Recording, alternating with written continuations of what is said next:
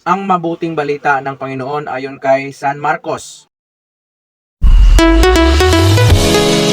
Nung panahong iyon, may isang kitunging lumapit kay Jesus, nanikluhod at nagmakaawa.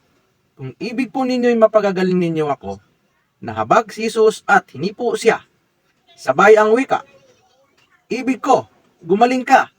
Noon din nawala ang kitong at gumaling ang tao. Pinaalis siya agad ni Jesus matapos ang ganitong mahigpit na bilin. Huwag mong sasabihin ito kanino man, sa halip ay pasuri ka sa saserdote. Pagkatapos maghandog ka ayon sa inuutos ni Moises, upang patunayan sa mga tao na ikaw ay magaling na. Ngunit umalis siya at bagkos ipinamalita ang nangyari.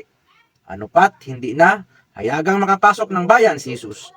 At naroon na lamang siya sa labas sa mga ilang na puok at doon pinagsasadya ng mga tao buhat sa iba't ibang dako. Ang salita ng Diyos.